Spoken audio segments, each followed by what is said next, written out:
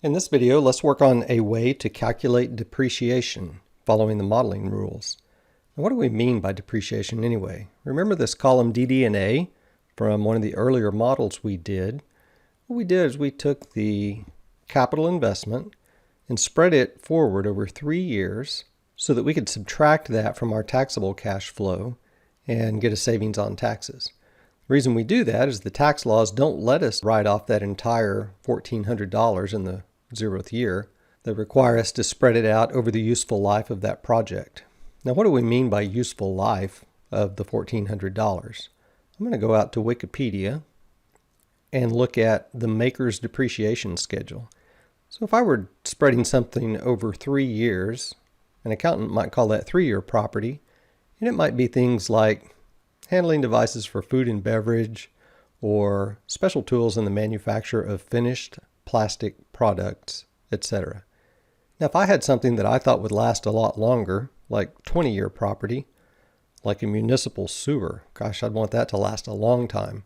So I might depreciate it over a useful life of 20 years.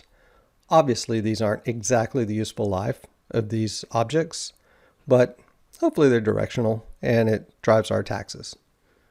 So back to the model. This investment, let's say that it were a 3-year capital investment type property. And so we need to spread that forward over 3 years. And the way we did it, just very quick and dirty in the previous model, we didn't take any in the year that we spent it. We took 1/3 in the following year. In fact, we used C11 with absolute references, divided by 3 and copied it down. Let's improve on that in baby steps. First baby step I'd like to do is put in a 3-year property schedule. And that means I take 0% in the year that I spend the money, 1/3 in the next year, and I'm going to format that as a percent and show an extra decimal and copy that down, and then nothing thereafter. So we could get the same answer by saying equal the capital investment absolute reference times this depreciation schedule. And we're still breaking some modeling rules because we're in here and we're not writing our formulas where we can copy them broadly, but we're doing a better job. Still have to hard code a 0 into that cell. Now I'm going to show you a trick to do this in a much more elegant fashion. I'm going to come up here and insert some rows. And it's unfortunate that we have to have a lot of blank rows between the column headers and the numbers, but for this process to work, we really need to. So I'm going to move these things one at a time. And notice I'm taking the first one on the bottom and the last one on the top. That'll become clear why I did that here in a bit. Instead of the math we used before, I'm going to use SUMPRODUCT, and I'm going to use the depreciation schedule in reverse order with absolute references. Multiply that by the first year of capital for the same number of rows. So if I had 4 rows in my depreciation schedule, I'm going to take 4 rows here. It's not intuitive yet why I did that, but let me show you why. I can copy that down, and if I did it right, then none of these will change. All right, got it correct. And let's see why it works. So if I take a blank cell times 33 plus a blank cell times 33 plus a blank cell times 33 plus 1400 times 0, I get 0. If I take a blank times 33 plus a blank times 33 plus 1400 times 33 plus a blank times 0, I get that first year of depreciation.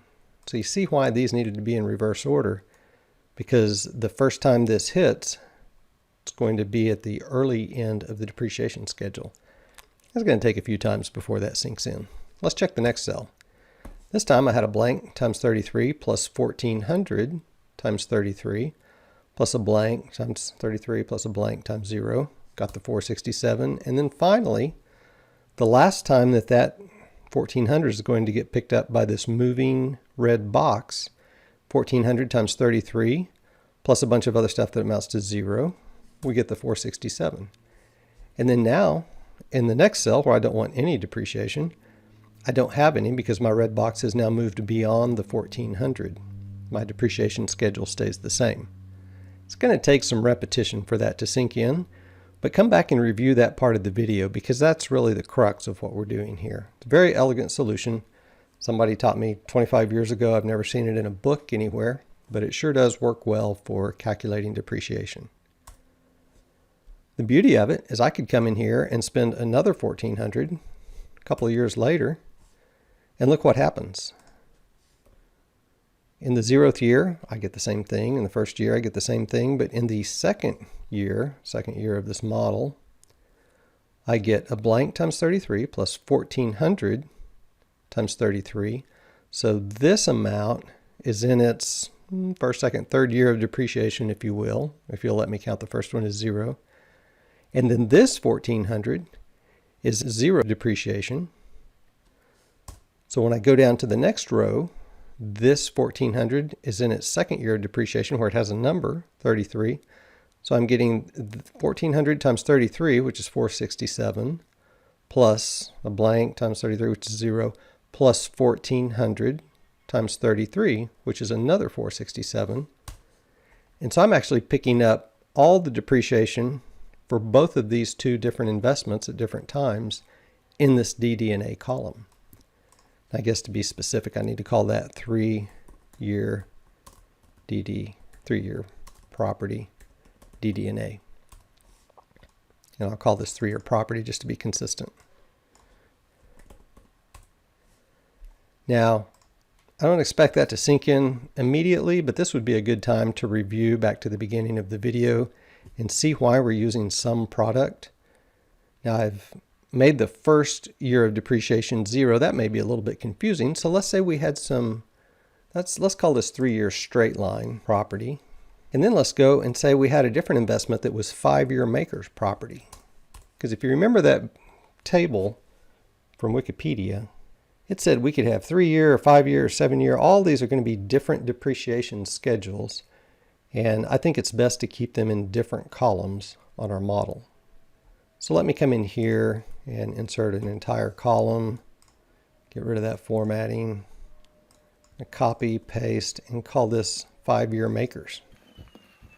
Then I'm going to copy these two, Control-Shift+ to insert the copies, and we'll call those 5-year makers as well.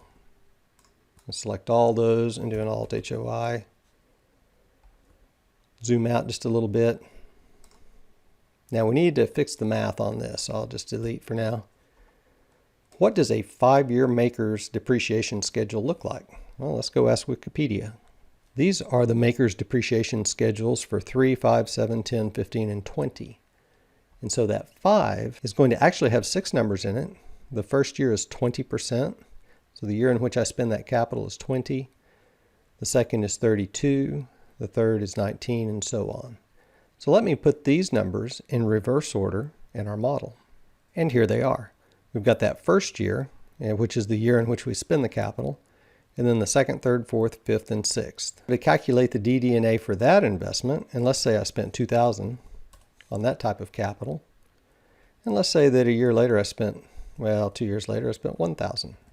It's some product of the depreciation schedule with absolute references multiplied by the same number of rows, the last of which is that first year of capital. So in the first year, I'll be doing nothing, a whole lot of nothings times some numbers that don't matter, plus 2,000 times 20%. So I would hope in that first year of depreciation, I'm getting the 20% of my 2,000 or $400. And I sure did. And then if I copy that down, what would I expect in the second year? I'd expect 32% of 2,000 or $640. And then in the third year, 19.2% of 2,000, which would be about $384. Now, why wasn't it 384? I'm not that bad at math. Well, let's see what happened. I picked up this second investment and got 20% of that. So the 384, 19.2% of 2,000, plus another 200, 20% of 1,000 gets me to the 584. So I love this approach for two reasons. One, it follows the modeling rules and lets me write one formula that I can use in the entire column. And two, it's actually robust enough to handle multiple capital. I could spend capital every year, and this formula would take care of that, because right now I'm depreciating two things at the same time in this cell. The only drawback I see is that I have to have a different schedule for my 3-year capital and my 5-year capital and so on. So for every different depreciation schedule, I need a couple of columns over here, and I need to count them in separate columns over here. So if I were building a model, I would figure out a few different types of capital to represent, and then I would have a few different columns over here to schedule that capital. And for each one, I would have my depreciation schedule along with my depreciation itself.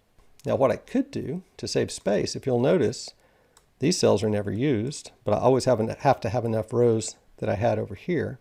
So if you wanted to save a little space and take this and cut and paste or just drag it over, then you could do it this way. And if you wanted to insert another row here, you could call this your schedule, and then you wouldn't need these two. I held down Control to select them both at the same time, and I'll do Control minus to delete. And so now we've got our 3-year property, our 5-year property, we've got the depreciation schedule stacked on top, and I just took that extra step to hopefully help you visualize why it's stacked on top. One last item, let's think about if we were going to do a 7-year makers. I'd have to insert that column here.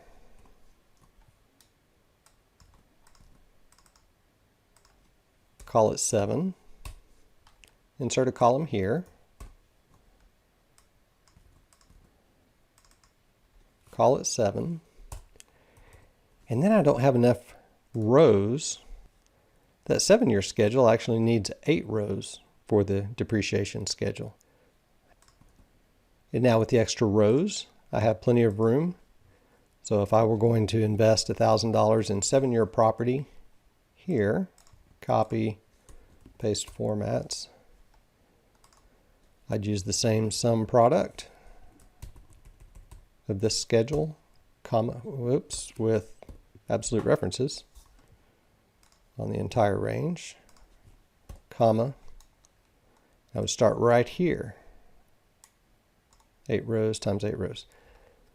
Notice I didn't start at the first capital because it didn't occur in time step 0. I'll clean this up, take the borders off, show the same number of decimal places. Then we just need to make sure the model is using all of the depreciation that we're now calculating.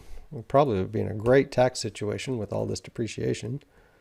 So we could do that a couple of ways. We could call it total DD&A and sum these up.